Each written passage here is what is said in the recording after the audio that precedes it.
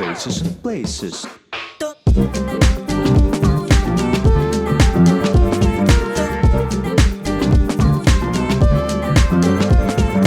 Faces and Places podcast. Hello everyone, it's Faces and Places podcast, and today we have a very interesting guest, Mr. Fancy or Jake. Whatever How do you one. prefer? I'm not a person that likes to call people by their name. I'm normally this person that's always made nicknames for people. Why Mr. Fancy? You also have the tattoo on your back. I like to wear a lot of jewelry. It's impossible to don't notice that.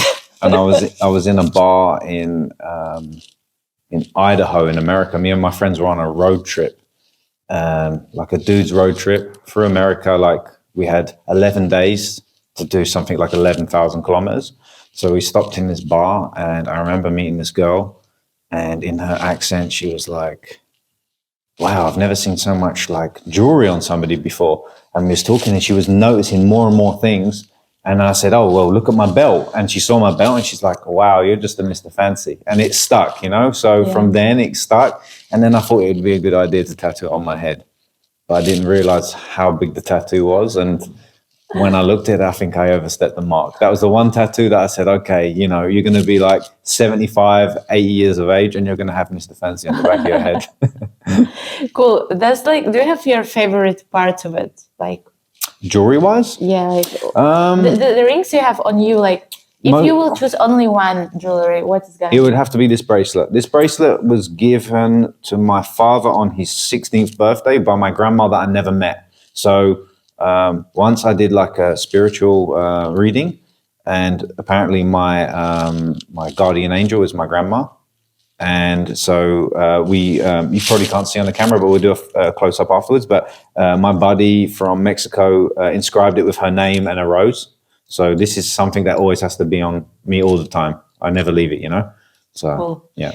I know that your day started today in a pretty warm way. It was like a great warm-up. Yeah. So you basically were doing the cold swimming? Like, what's the name of it? I think most people, they call it different things, but I would say it's cold water therapy.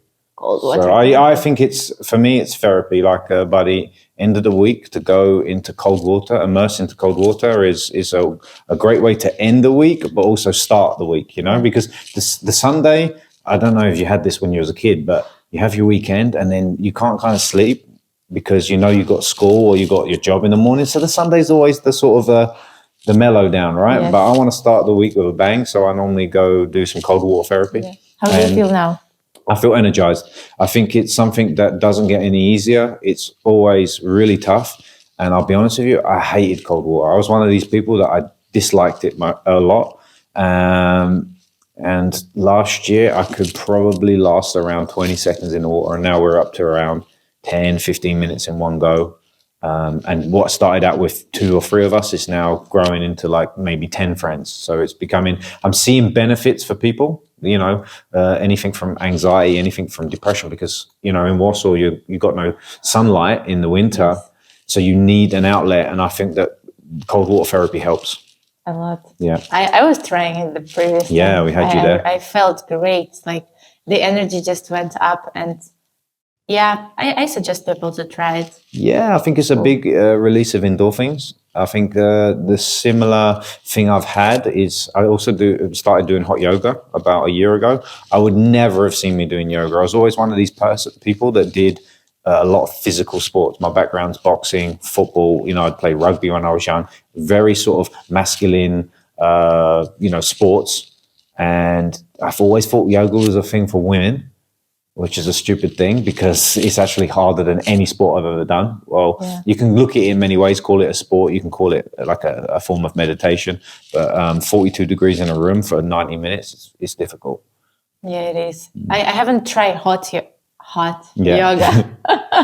But yeah, I can imagine. But I think also afterwards you feel amazing. Exactly. It's the same sort of feeling of coming out of the cold water once you've had a warm shower and then you're hungry and then you have some food. I feel like you all of the stress and, you know, BS that you've thought about the whole week, it just disappears because I think we are so wired and so busy these days, you know, that our jobs are, you know, we don't have much time for even personal life. So it's very hard to switch off in any state with your jobs these days. You know, even when you're looking at your phone, most of the time it's about your job or something. So I think to have, to have some discipline to get away from that. I think certain things are an escape from reality. So going into a cold lake, all you can think about is breathing, because if you don't breathe, you're going to hyperventilate, or you're going to get hypothermia, and you're going to end up, you can end up being in a bad way. So I think we all need to find our own things that work for us. Yeah. And I'm not saying it works for everybody, but for me, it definitely works. Yesterday you had birthday, 35. 35 years young, yeah. Happy birthday. Thank you. So how will you describe your life in let's give you 5 words?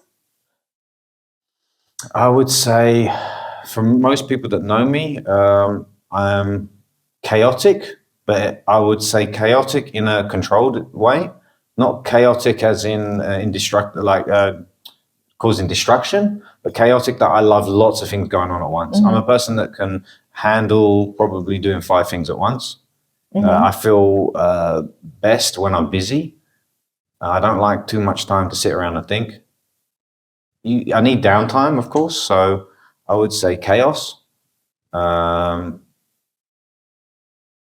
a person that always listening to music, so I think anything sensual with ears for me, sensory for ears is a big thing. I've always got a camera in my hand. So, you know, I Is this your arrogant zone? Yeah. I think for me, the way I shoot photography is cinematic. I always say to people that I shoot things in a way that you can look at my photos and they will look cinematic. You could say, oh, this is from a movie or something, because it's the way I interpretate things. I might sound a bit cringy in the sense of I'm describing it now, but it's kind of true for me. If I have a set of headphones in and I walk around with a camera all day, I get better moments. I capture better moments because I'm listening to music, you know? So that's one important thing for me. Travel. If anyone speaks to me, everything's about travel. I love change. So for me, traveling, experiencing new things all the time is something that I want to do a lot of. Last one, active. I'm doing a lot of sports. I love sports.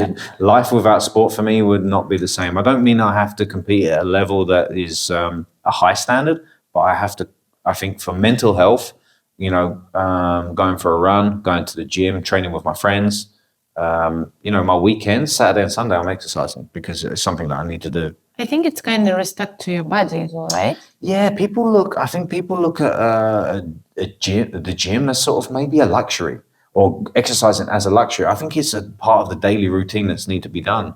You know, we are built as humans, we're built to move. You know, we're not built to sit down in a chair behind a computer for 8-9 hours a day. Yeah. My job standing is a bit better, but the volume of work can be too demanding on my body.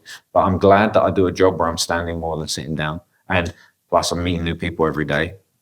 But I think that exercise should be something that everybody should do. A lot of people these days suffer from a lot of mental health. And I think everybody at some point in their life, in the last 2 years, has been very tough for everyone. I think that if everyone did 30 minutes of exercise a day, they would feel 10 times better. Even a walk, you know what I mean? People don't even walk these days. It's like get in a taxi, get out the taxi, and then they're at work. And it's the same with going home. They don't think, you know, I'm 30-minute walk, I'll walk home. You know, put my headphones in. And then that's when I think that the best times that I have created good pictures is been when I'm walking around. So when I'm traveling, most people travel for different purposes. But I think for me, travel is something that I can spend 8 to 10 hours a day walking around. I don't need to go see the touristy things. Lost. Yeah, I think go into a country and I've said it many times, you know, go to New York and go see the touristy things, or go to Paris, go to London. You're normally going to find that most city around the world has the cliche stuff that you're going to find everywhere. Yeah. You know, Warsaw has the same. You go to Old Town, but you don't get a real sense of what Warsaw's about. You know, if you go over the other side of the river and you go to Prague, you will see completely different things. You know, or you come into the center and you walk around some back roads, you'll see real Warsaw. Yeah, absolutely. Yeah. And I think that's not a real traveling. It's just like, I don't know even how to describe it. It's like, It's holidays. yeah. I think you're holidays. either traveling or you're on holiday, right? There's two different ways of seeing places. You've said on your Instagram that I'll sleep when I'm dead. Yeah. So as we realized, you're like quite active person.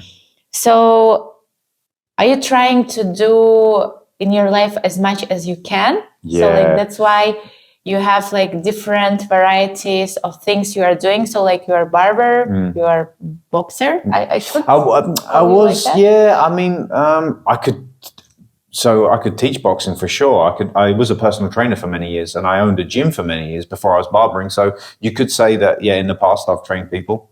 So I can do that as a job if I wanted to. So, okay, then how will you define yourself? We have a saying in England is jack of all trades.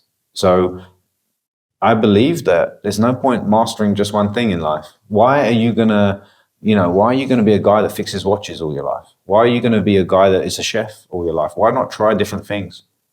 I don't want to lay on my deathbed and say to myself, I wish I would have done this, or I wish I would have done that. I want to try everything. I want to try things and fail. It doesn't bother me failing something, I'll just go on to the next thing. Wow, that sounds great. I want to try everything and fail, because people, I think, are scared about making the mistakes. When you live life and you're not scared of failure, then life becomes a lot easier. When I was young, I was into, after boxing and football, I went into bodybuilding, which was a crazy time in my life. I don't know what possessed me to go into it. I think it was more of an addiction, because you're seeing your body change constantly, and you're on this tough, regimented routine of diets, 12-week program to look the best you can. And so I wanted my own gym, and I told my parents, when I was 20, I'm going to get my own gym. And my mum was always worrying, because at the time I think there was a recession in England, and she said, it's not going to work. And my dad was like, you know what, just go for it. Just do it and we'll see what happens. So I got a loan from the bank, which I was surprised. And I just opened up this gym in an old warehouse about 1 hour outside of London. I had no skills in personal training at the time, but I'd been training for years and done a few competitions. And then I opened it up and I just worked hard at it, and it became a success. It was one of the best powerlifting gyms in the area, and there's a lot of bodybuilders training there. And I think that at that point, that was a point where I realized that if I fail, then I'm probably going to be in debt for a long, long time. But if I don't try now, I'll never know. So, I think that for me personally, it's like from there, things become a lot easier, Yeah. So we already kind of tried to describe your life, and then like with defining yourself, like barber, photographer. Yeah, I think I learned with photography is that you can make money from photography. It's difficult these days. Especially the photography I want to do, because I'm shooting more documentary travel stuff. I'm not a fashion photographer. By the way, travel magazines, you can text us and collaborate with Jake. Yes, please. So I think that I once met a journalist that told me we were shooting this same subject in Australia. It's a place, some people may have heard that this place is called Nimbin. It's in Australia, and it's basically a hippie commune that's been there since 1969, I think. And it was basically protests to stop the Vietnam War. And then in this village, they started buying some land. It was an old dairy meadow. So they used to have dairy farm in there, and for some reason it weren't working. I don't know if there was problems with the pastures, the grass and whatever, but in the end they started growing cannabis there. Mm-hmm. And then, 10, 20, 30 years later, more people became, and it was like a co-op. So you could live on the land there as long as you worked a certain amount of hours a day in the community. So they started growing cannabis, and then it's still illegal to this day in Australia, but there's still protesting it. They have a university there. So I went there to photograph this because they have this Mardi Gras every year, but they call it Mardi Gras, and they have all interesting different things going on. There's talks about it, trying to legalize it, using it in medicines, edibles, all sorts of different stuff. People from all over the world. So I went to photograph this because I was living in Australia at the time, and I met this journalist, and he saw how passionate I was and what I was shooting with, because I shoot with old cameras, like non-digital or analog. And he said, the worst thing I ever did in life is did my hobby as a job, because I lost control over what I want to shoot. So I thought to myself, I don't care about if I'm going to earn money from this. This is something that is my interest, my hobby. So I like my photos. I don't care if anyone else likes them. I can show people and be passionate about it because it's what I like doing. But the day sometimes you get paid for doing stuff is the day you don't have control over anything anymore. But do you want to get money from photography? Or I think money helps in this life. We need money. Of course, we need money to survive. We need money money makes life a lot more comfortable, for sure. And in this day and age right now, we need a lot more money than we did before because of prices and the economy being messed up. I like to do projects every now and then that people appreciate what I do, and then I can be paid for it in that way. But to be doing it as a daily job, I don't think I would want to do it. Mm-hmm. I would lose the love of it, Yeah. It's the same with barbering. I work 6 days a week most of the time because I'm paying for all of my own travel to photograph. So I'm not going to a country to lay on a beach and relax. I'm going there because I want to find subjects and photograph it.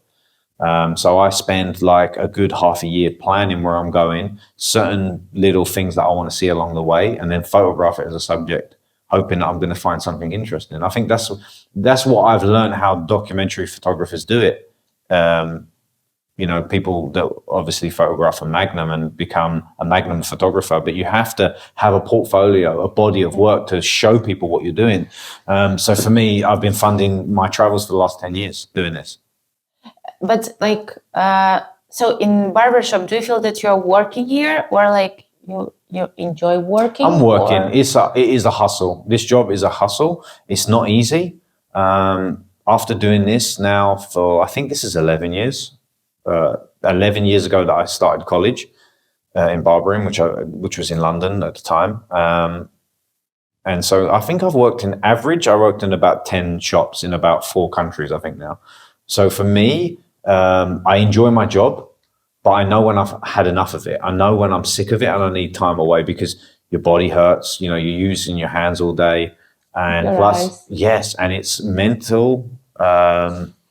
It's a lot of it's psychology, a lot of it for my clients, like I feel like I offer therapy for a lot of people. Yeah, you're working with people. Yeah, the best therapist is your hairdresser. Exactly. So I've met some really amazing people that have sat in my chair. I've had musicians. I've had the chance to go to concerts backstage with cool people. I've met daily nice people. I've met best friends. I got best friends that sat in my chair. So. It works both ways, The people that I have that are my regulars is people that are like me. You could have a shop with 6, 7 barbers, and each guy who's coming in, a client, will find the barber that he wants to go with, because you'll share something in common. It could be you want to talk about cars, you want to talk about music, you want to talk about photography. So you'll find people and you connect with them. So I feel like, yes, it is work. It is work. And it is a hustle. When it's busy, it's busy. But when I have time away from it, so that's the balance I have in my life. I think that I work hard, but then I travel. And then for that month, I go away and I fulfill all of the need of taking photos that I needed to do. And I come back and then I have this whole, body of work to then develop, to go through. And then I get to see the pictures like so many weeks later, like, wow, they came out amazing, So that I feel like, yes, that's the balance I have right now, and I don't want to change it. Cool. So we're in Warsaw now. Mm-hmm. You're from UK. Yeah. What's the story behind? Why? What are you doing here? It's a tricky one. So I was born in London. Most people think I'm Canadian here, or they think I'm maybe German, or sometimes Scottish. I've been told all different places. They can't quite put me where I am. So I was born in London. I grew up in London till I was about 14. I went to high school in London. Then my parents moved. My dad lost his brother, and then my cousin died, his son, a year later of a brain tumor. It was a very traumatic time in the family, and I was very young. I think I was 14, so it was quite hard for me to understand. So parents wanted to move out of London. There was a lot of chaos going on at the time in the family. So we moved out to Essex, which most people don't know where Essex is. It's a county outside of London. It's a very big county. And my parents, when we was young and we didn't have much money, my parents used to take us to like the seaside. So it's the equivalent of like Polish seaside, you know. Mm-hmm. But as a kid, it's magical because you've got like a pier there with, roller coasters and all of this kind of cool stuff. So we had happy memories there. So parents wanted to move there. And at the time, I think when they sold their house, they would have had some money in the bank. So that made sense. So we moved there. But it was very heartbreaking for me and my brother because we were ripped out of high school and into another high school to meet all new kids. And when you're from London, you're kind of the in kid because London is a very fashionable place. It's very like music comes out. If you're living in England, in London, especially, you could be, Manchester's got kind of similar, but London is like New York and Paris, It's the head of everything, fashion, music. So when we went and moved like an hour outside of London, kids didn't like us because they thought we were too cocky, too confident. And so we had a lot of problems growing up there. But things got better, I ended up opening up that gym. The gym went well. And then the story with the gym was I went to a music festival and I had another tarot card reading, with this lady. And she told me that I have a business and it's ruining my life because I have no control over my own life. I'm working so many hours. I'm stressed out. And it was true. At the time, I was working like 7 days a week with no control over my personal life. So she told me, you need to go traveling. That's what you want to do. And it was what I wanted to do. So I came back to the gym, and on the Monday morning, I had a phone call, and it was a company wanting to evaluate my business for potential sale. And I said, well, how did you get my number? And they said, oh, this and this and this. Didn't really tell me. So they came down one day and they evaluated the business. And my friend was in the gym and he's like, who are them people? And I said, oh, they want to make a valuation to buy the business. And he said, are you going to sell it? I said, I really don't know. He said, I'd buy it from you. So within 1 month, I'd sold the gym. And the guy paid me in cash. I had a bag of cash. So I was really like, what do I do with my life? But I was sensible at the time. So I said to myself, I want to learn something new. And my dad was a builder. When I was young and I didn't stay in school, I was kicked out from school at very young. I had to go to work with my dad. So my dad, you didn't finish this school? Didn't finish school. I have no education. The only education I have is from the barbering college that I went to when I think I was 23, something like that. So when did someone kick you out from school?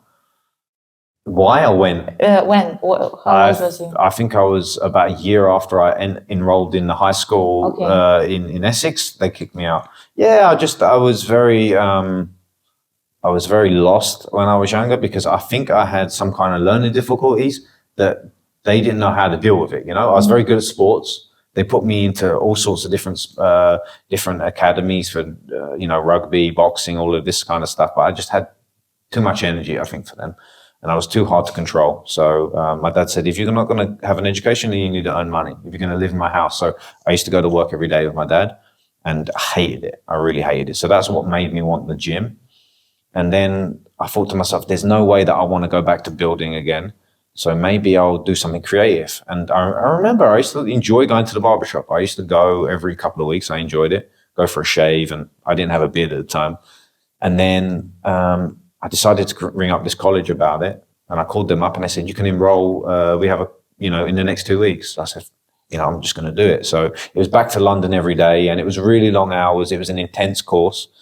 And I think you had to do a certain amount of hours. I think it may have been 600 hours or something like that. And you could become this barber. And I thought I knew everything after I finished. I knew nothing. So then it took me like a year in England to work as a barber. And then I decided, okay, I know kind of what I'm doing now, and I want to move somewhere. And all my friends were going, most Brits go to Australia. They want to go backpack and they go to Australia. So it's a typical Thailand, Australia, you know. So I decided that I want to go to Canada, something completely different. And I applied for the visa, and I didn't think I would get in. And it was amazing. Like after a few weeks, they said, you've been accepted, you can come along. So I ended up just selling everything I owned, and I just moved to Canada. And then How long did you stay there? I lived there for 3.5 years. I had no job when I arrived. I had nowhere to live. And I just walked into the first barber shop and told them, you know, I lied. I'd been told them I'd been barbering for like 2 years. Education. Fake it until you make it. Yeah, fake it till you make it. And they gave me the job. And I worked myself up from like a junior barber within 3 months. Senior. Yeah, senior. And then it just went from there. And then so one day I was cutting hair, and some guy walked in for a haircut, and he had this aura about him. He seemed famous. And in Vancouver, we had a lot of different celebrities. We had Ben Stiller in the shop once. We had the singer Bryan Adams in the shop. We had Jesse, I can't think of his name, from Breaking Bad. He was in the shop before. Mm-hmm. So there was always, these celebrities around. And some people, they just have an aura about them. They come in the shop and they have this aura. And there's one guy was talking, and he said he's from Poland, and he's in this band I never even heard of before. And he said that he's thinking about opening a barbershop in Poland because they don't have any barbershops. And I said, how do you not have any barbershops? Because growing up in England, barbering has been around for like 250 years. It's one of our oldest trades. So it's a normal thing as a guy to go to the barbershop. But because of the war, because of communism, men didn't have their own shops here. So he was one of the first, the shop that we're in today is one of the first in Poland to open. And he offered me a job and said, listen, if you ever want to come, Warsaw's becoming a bit more international. It would be cool to have an English-speaking barber in the shop. Maybe you can, teach the guys some stuff. And I was like, yeah, whatever. I'm not leaving Canada to go to Poland, I knew nothing about Poland. For me, Poland was near Russia. I didn't know where it was, On the map, I didn't know anything. So my visa started to run out. There was a chance to do my residency in Canada, but I was getting too settled. And I feel like I'm this person that when I'm feeling too comfortable in life, that's when I want to run. I'm just like, this is too nice. I have to leave. So I decided, I had an old car. I packed the car up and I said to myself, okay, I got some money. I'm going to just drive along across America, and then I'm going to get to the other side of America. I'm going to sell the car and I'm just going to fly home. And then I'm going to come to Poland. And that's exactly what I did. I drove from Vancouver to Miami. It's 16,000 kilometers. And I had this old 70s car, Buick. And I drove it like so fast and so many miles in 1 week that I blew the car up. It was destroyed. The guy told me that it's not going to be able to fix. It was a V8. I think that's 8 cylinders, and it was firing on 2 cylinders by the time I was finished with it. So I left it in Texas, and then I rented a car and I just drove for the rest of the trip. And then I think I went to Cuba, and that is when I started to understand photography, mm-hmm. because I lived with 2 guys in Canada that were both photographers, one fashion, one journalist. And they taught me, and they were always telling me, man, you got to learn with an old school camera. You can't go into digital. You need to learn with analog cameras. So I just went on this trip and I was just taking photos, and I ended up coming to Warsaw just for 3 months. And then I was going to try and to move to America, which didn't work out. So I spent a year here. It was very tough for me. Like culturally so different. The summer was fantastic. I had a great summer here. And then everyone was like, wait to the winter. And the winter came and I was like, what is this? It was very, very depressing. I didn't see the sun. Yeah, I didn't see the sun for months. And I now understand why Polish people can be unsociable because of lack of sunlight. It makes you like this. It makes Absolutely. It's cold. It makes you just want to stay home. But you've really got to push yourself to do things, guys, take vitamin D, please. Yeah. And be more socialized. Yeah, and jump in the cold water on a Sunday. It'll help. So then I decided, no, I'm leaving, and I didn't get my visa for America, but I got a visa at the last minute to go to Australia. Never really wanted to go to Australia, but I said, you know what, let's do it. So I planned to do India and Thailand, and then I would go to Australia, earn some more money, and then I would travel from there. I was thinking South America after that. But just before I left, I met a girl, and we kind of did this long distance dating that really didn't work. You know, it was a really difficult thing to do. But we somehow survived. Anyway. With Polish girl? Yeah, with a Polish girl. She was like a film director, a very creative girl. But we were just very different in our ways. Now I can understand that. So traveled to India, and I hated India when I first went there. I was like, what is this about? You know, I don't understand it. And then went to Thailand. Thailand was cool. And I had this mission when I got to Australia to go back to India. I don't know what made me want to go back, but I felt like I've got to go back because I feel like I need to put more effort into doing research on the place. Because, you know, most people, when they tell you about India, they go, I don't want to go there. It's noisy and smelly.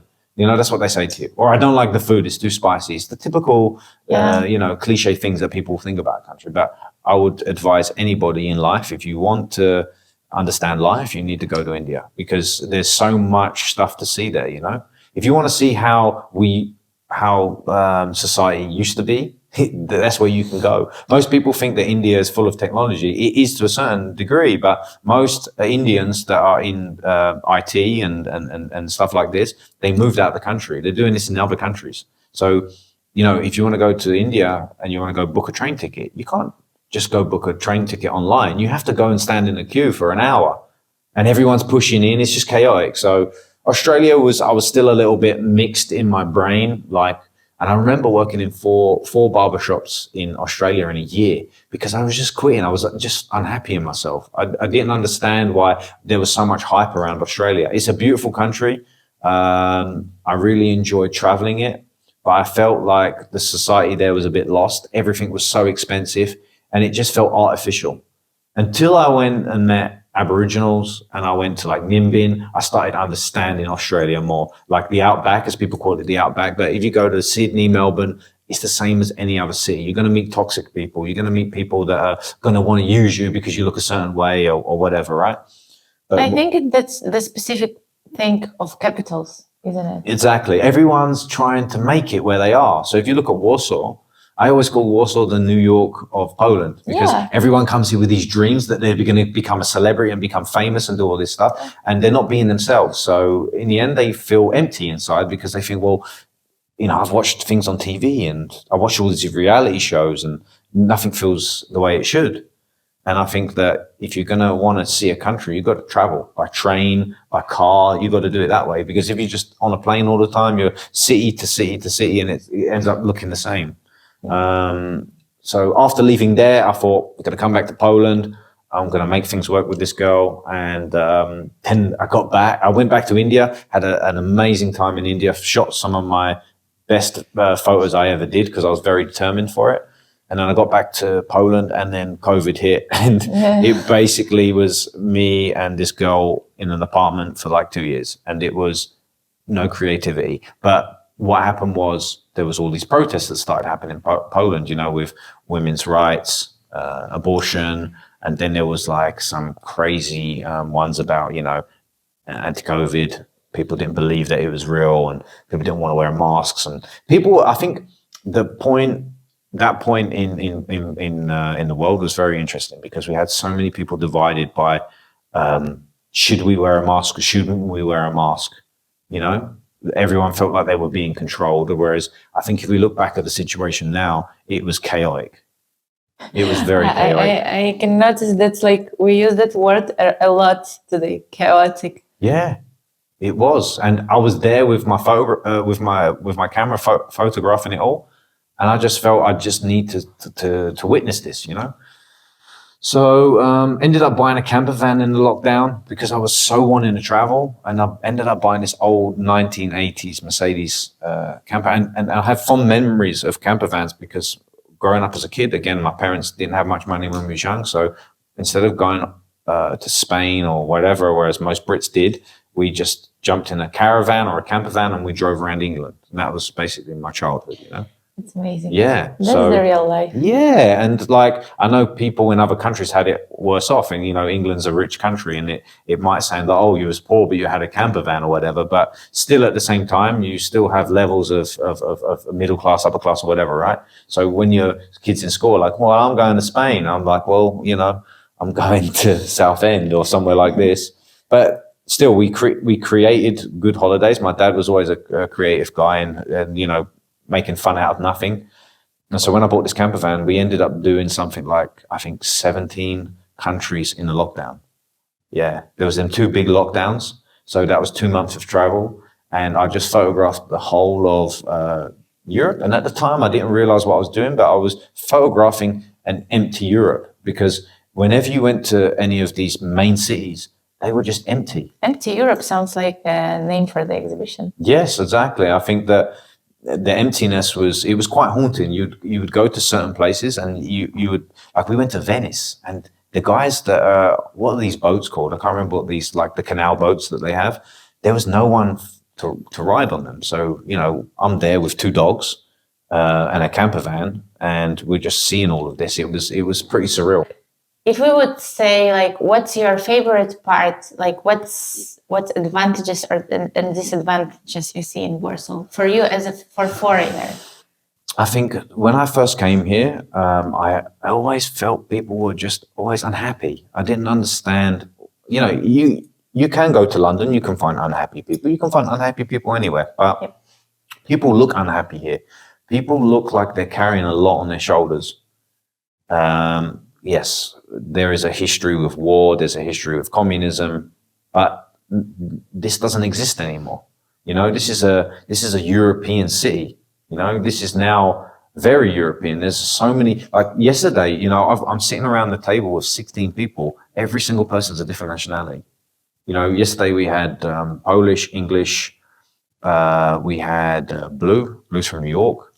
So we had Egyptian, we had Dutch, Canadian, Moroccan. Yeah. So Warsaw is diverse. If you're going to look like this, you're not going to see any of it. Yeah. So I feel like people here still have this tunnel vision. And a lot of Polish people still feel like they're not European. I'm not meaning that they don't want to be European, but I feel like they don't use it to their best ability.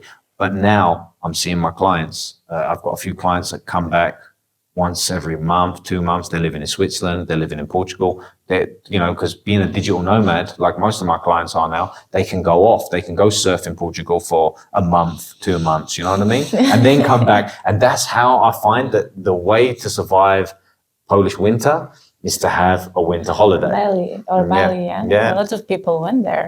I think Bali is, in my opinion, people watching this are going to laugh, but I think Bali is like what Tulum in Mexico was 2 years ago.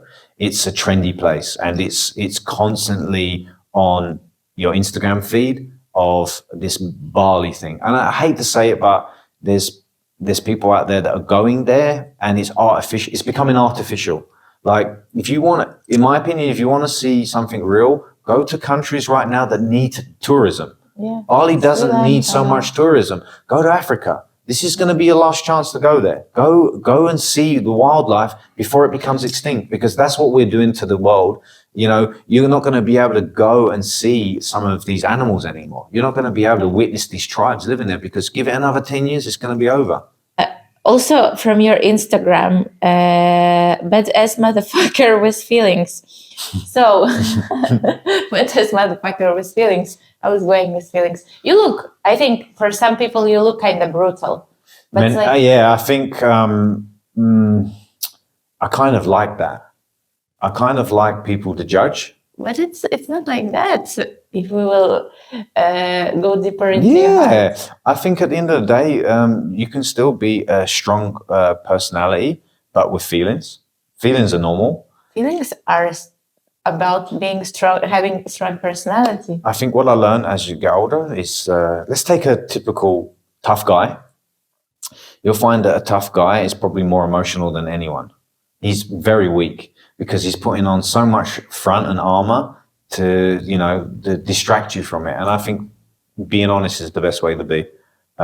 I loved tattoos. I love tattoos from when I was a kid. I don't like tattoos. Like I'm not going to look at somebody's work and be like, I love your work. I don't care what other people have. It's for them. I have tattoos because I wanted tattoos, and I don't care if people like them or not. But I just, when I grew up in the era in the 90s where, I was watching a lot of grunge, a lot of new metal coming through, and also a lot of hip hop. And with a lot of hip hop, one of my favorite bands that I was listening to, was Cypress Hill. I really like Mexican culture. So when I saw all of these, guys with fully tattooed, I was really into it, So my parents were never, ever judgmental or telling me how to live my life. So I think I started getting tattooed at 15. 15? Yeah. What was your first tattoo? This is going to be very funny for most people to think this, but I had a portrait of Jesus Christ on my chest. And the thing I was thinking at the time is that my dad was a bit religious growing up, but not like crazy religious. He grew up in a Catholic household, and he despises the religion because he had a lot of family problems and saw that there was no truth behind the religion. You're gonna go confessions every week because you're sinning no matter what, right? So what kind of basis is that? You have to go and confess every week about something you've done. Yeah.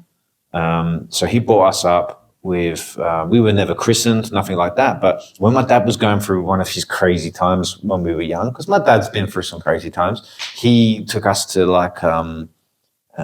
he wanted to become a born again Christian. That was his thing at the time. So we ended up taking me to a church. Now, most people would think church, religion,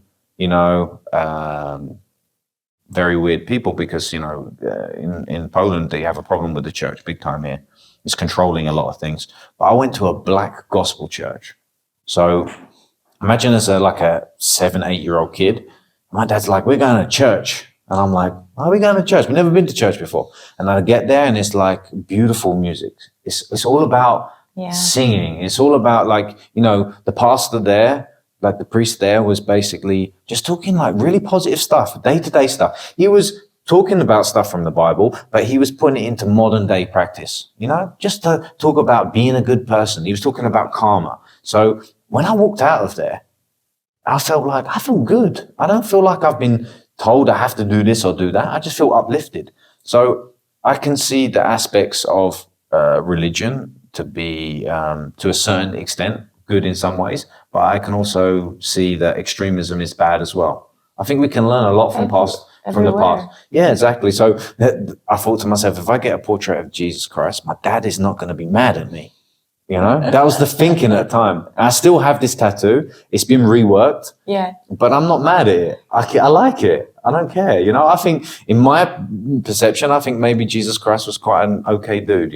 He was trying to help people. Yeah. But someone wrote a book about him and they made up a lot of lies about him. I just think he was a good guy, And the tattoos you are making on your body, are they meaningful for you? I think philosophy? every single tattoo has a meaning, and I try to say this to people is because you got to remember is whatever tattoo you have on your body, you will remember the time of the life that you was in. So when I was 15 and I had a tattoo of Jesus Christ, what was going through my head at the time to have this tattoo? I could cover it up. I could have it lasered now. I don't see the point in it. I think that I know where I was at and it tells a story.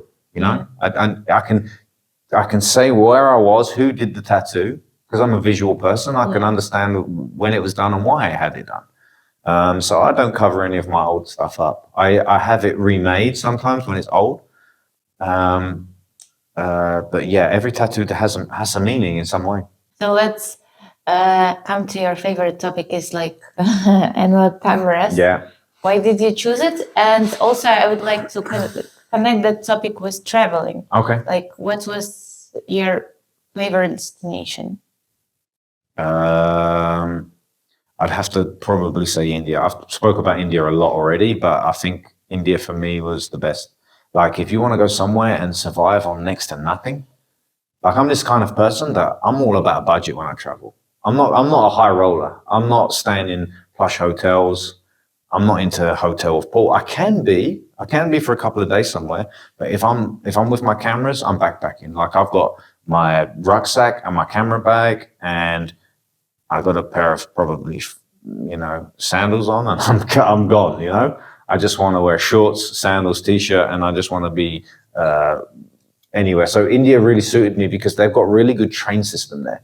You can fly over India. They've got really good planes, but the trains are awful. Don't get me wrong. They're old diesel trains. You're going to see a lot of messed up stuff on this. So like I've seen goats getting on the train. I've had, people trying to, I had this one kind of witch trying to put a spell on me while I was not giving her money. Yeah. So that was a bit of a weird experience. But also the bathrooms there, like they're terrible. The conditions are bad. But people survive in that. You're going to survive in it. Nothing is forever. Experience it, embrace it, and get through it. So I spent 24 hours on trains before, and the people are trying to feed me. You've got a poor family, and they're eating, and they see me, and they know I've got more money, but they want me to enjoy the moment. So they're sharing the food with me, or we're having fun. And then I bring my cameras out, and I'm just taking pictures of people on the train. Because one thing I like about traveling Asia is people are not camera shy. In places in the East, especially I found in Poland, people hate a camera. You pull a camera out on somebody, if you want to do street photography and you want to take a camera or you want to take a picture of someone, they're instantly offended by it. Yeah, and you have to get the acceptance, right? Like to let them shoot you. In India, as soon as I bring that camera, the person's posing. They're ready, yeah? Or the older people, they're looking straight in the camera. You're capturing that moment. So it's like looking into their soul almost because they're ready for it. They're comfortable in themselves. So I think, India for me was just like... Was it like kind of game changer for you in your life? Yeah, I think that we can all complain about our lives. We can all say that we've got it tough. Like I talk to my dad sometimes and I tell him, man, I've had a rough week and that, and he goes, it could be worse. And I'm so annoyed at him sometimes. I'm like, why do you have to say that? Why can't you just understand I'm tired and I just want to just, offload onto you because you're my dad and I want to do that. But he's right. He is right. Yeah. We could have it worse. But we can have it better. We can have it better. But I think that sometimes you just got to get that stuff off your chest and things can only get better. If you're working hard at something, it's only going to happen eventually. If you think about it happening, it's going to happen. And so for me being in India, going through certain conditions, living in certain ways, and just living how the locals live, I found that it's such a humbling experience because when you come back to places like Warsaw, like imagine when you're in Delhi, all you're hearing is honking of horns constantly. It's enough to give you a mental breakdown. Seriously, some days I'm just like the people, leave me alone because everyone wants to take pictures of you. They've never seen someone like you before. So they just want to, selfies all the time. But I learned that it works both ways. So I'm wanting to take pictures of them. I can't get angry if they want to take pictures of me. Yeah. It's got to work both ways. So I let them take pictures. Then I get talking to them. They might be interested. And then I get comfortable. So I think that because I was exotic to them there, it gave me a way in to take photos. And because Indian people, they love England. They love British culture because Indian culture is very much in British culture. If you go to India, if you go to England and you want to eat number one dish of England is curry. That's our number one dish. It's number one and it's not even our food. So it says a lot. And I grew up when I grew up in London, I grew up with a lot of Indian kids. So I knew a lot about culture. One thing that when you grow up in a school in London is that there's so many different religions and nationalities that you can't just learn about Catholic or Christianity. You have to learn about everything. Yeah. So when there's Ramadan on, you're learning about this stuff. You're seeing what the kids are doing and you're then non-judgmental over it. So yeah, I think India was a game changer for me. Just made me more humble on things. Varanasi, most people will talk about Varanasi. And I always wanted to go there. And it's one of the most holy cities in the world that still has a tradition of cremating people live every day. So you can watch around 50 people being cremated every day. And do you want to be cremated Today I was basically talking to my mom, and I was Okay. like, "How do you want to me to bury to you?" She's like, "Well, if I won't be like in Belarus, most probably Yeah. cremating." And she's like, "By the way, my friend was thinking about opening her own business. She was thinking about cremating because we don't have it in Belarus, like in my city." I'm like, "Not Yeah, I bad." think that's the other thing that what taught me about Western culture as a part of Eastern culture is that in Asian culture, death is a normal thing. A lot of cultures celebrate death. Here, we don't learn about it in school.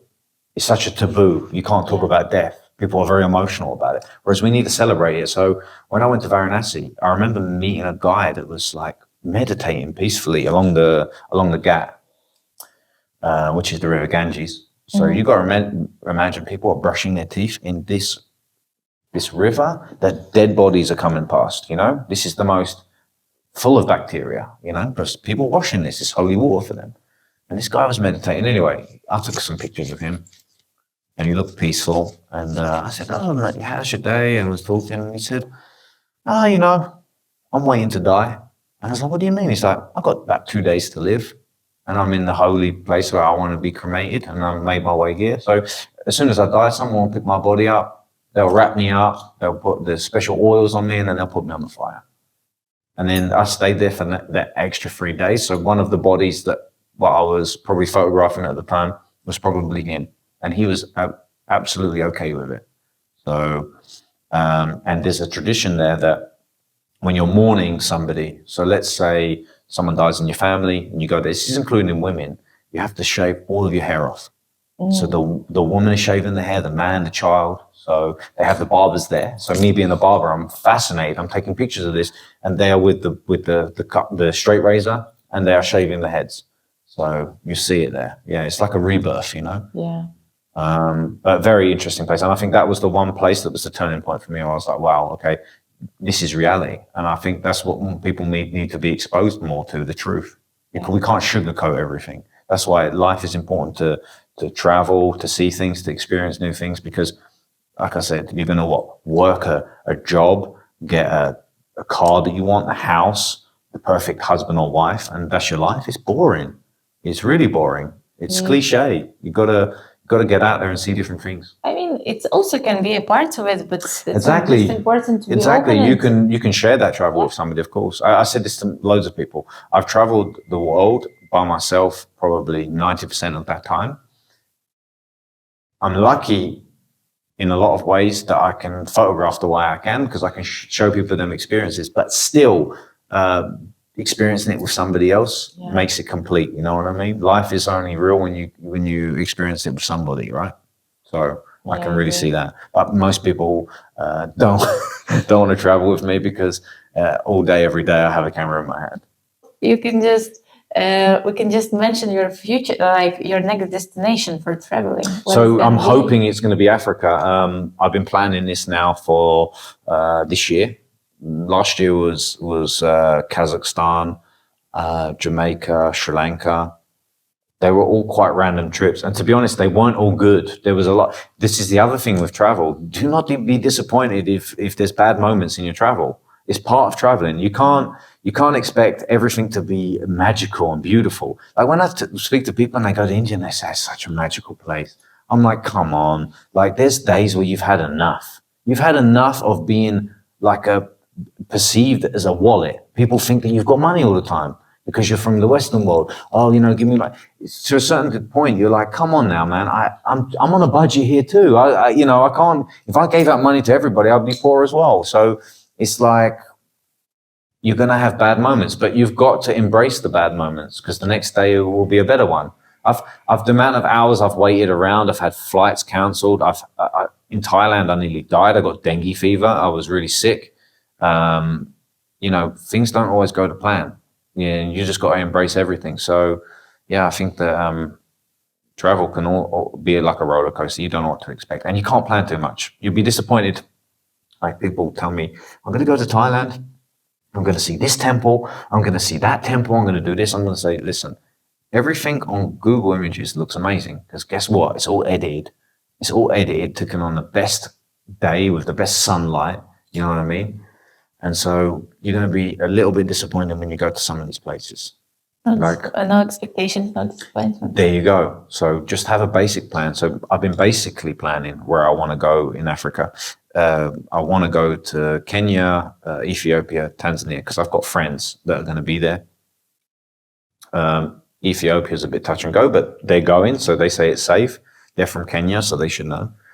And you look like a gangster, so like yeah, but then I'm not going to go there with lots of jewelry. You know, I'm not stupid when I travel. I'm not going there as a target. I'm not going to have my phone out and this. I just travel with one camera or two cameras. But I always say if I get kidnapped, they're not going to kill me because I can cut their hair. I can take really good photos for them. I can take really nice portraits. If they want a LinkedIn, you know, I can do that for them. So yeah, it is what it is. And who knows, if I do get kidnapped and I'm kept for a few months, then I can sell a really good story out of it. That may be my way of making some money out of this. So who knows? Yeah, that's dope. At the end, we have like always a special question. It's like, what would you choose? Photography and traveling or sex? Whew, that's a tough one. Yeah, that's a tough one. To be honest, I was sidetracked from that a little bit, and we spoke about this earlier, but the price of shooting analog now is becoming very unaffordable for me. Like, I'm broke. Like, shooting this way is going to break me because it's just so expensive. So if I have to go to shoot digital, and anyone here who shoots digital is going to probably hate me for saying this, but I think I would maybe have to choose sex because I can't afford to shoot photography anymore. But I think sex is something that I've learned over the years that has to be with the right person. You know what I mean? It sounds cliche again, but it's not. Even if it is, that's the truth. Yeah, I think at the end of the day, it's the right moment with the right person, right? So I don't know. Photography would be a hard one to give up. Yeah. How do you understand that that's the right person? Certain feelings, right? I think that when it's the right person, when it's the left person. I think that you have with sex, you have to do it, right? It's like something that you can't not be involved in without knowing what the consequences are. So I think that you just got to get out there and do it and see which sticks and which ones doesn't, right? I think that's what it is. Yeah. So I think I'll have to give up photography because I think sex is a thing that is definitely needed in life. I don't think you can compare the both.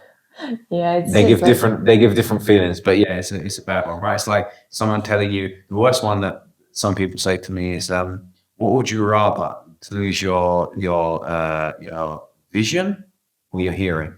I can't answer that because if I lost my vision, I can't take photos anymore. You know what I mean? And my hearing, I want to be able to listen to music. And these are two things that I need in my life. So it's a tricky one. Yeah. Thank you. Thank you very much.